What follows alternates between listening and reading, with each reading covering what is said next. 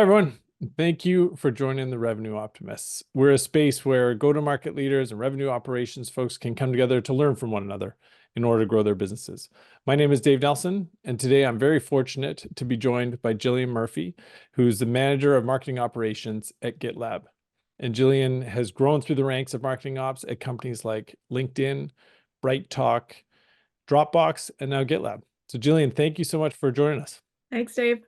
Thanks for inviting me on. I'm very excited to be here. Well, thank you so much again for joining. Do you mind telling us a little bit more about GitLab and what they do? So GitLab is the leading DevSecOps platform. We help developers deliver software faster as they can perform their whole development lifecycle on one platform.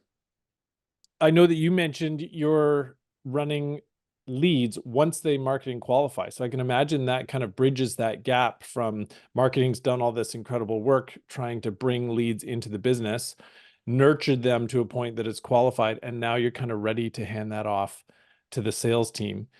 From your experience, what's the best way to help create that alignment from marketing as a function over to the sales development team?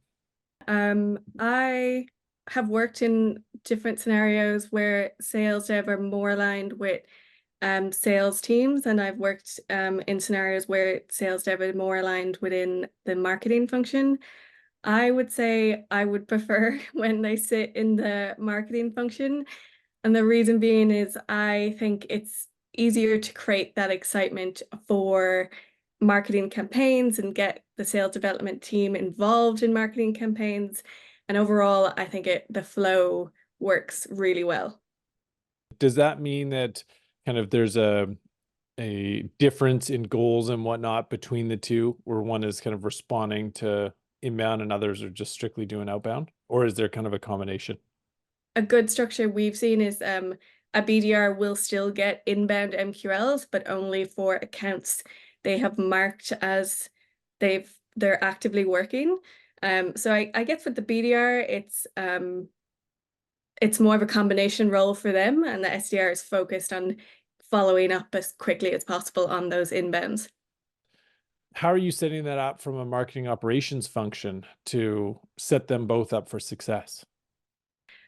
We use quite a lot of tooling to make sure that they can follow up.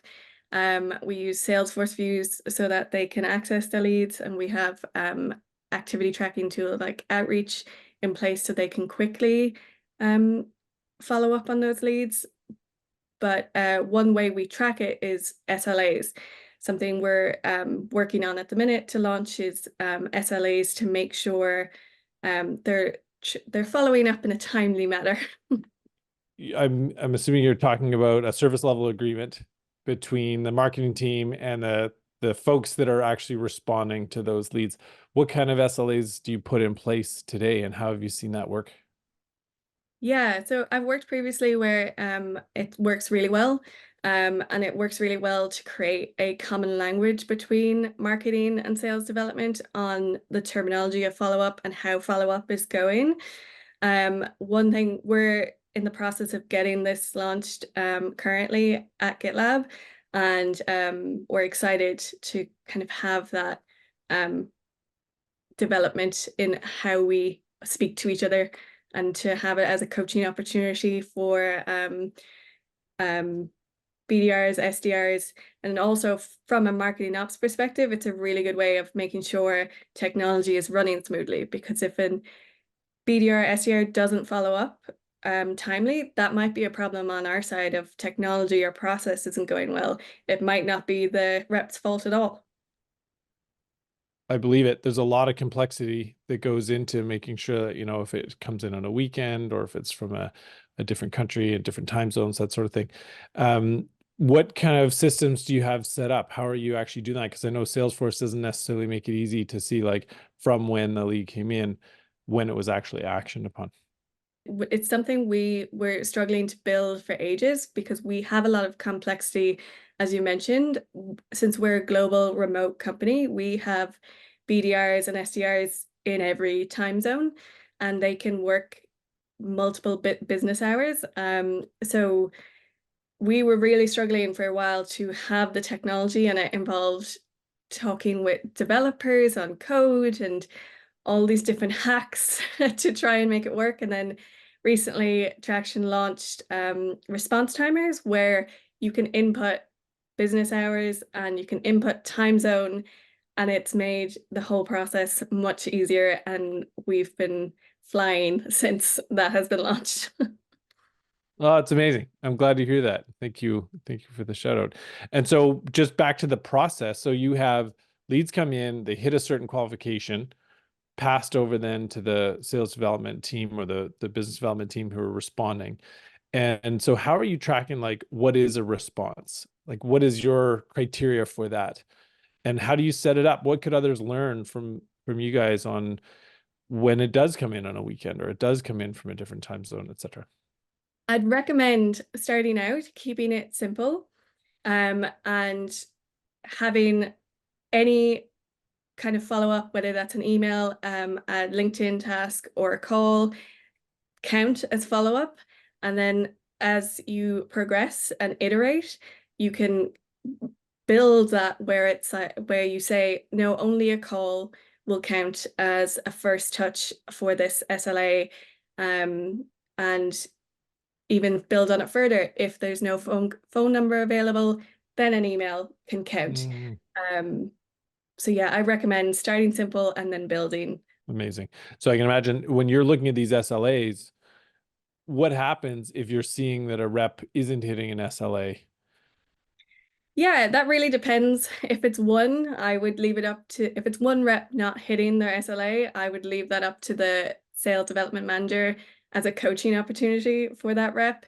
If it's multiple, then yeah, we need to look into what's going on and what's happening with process technology.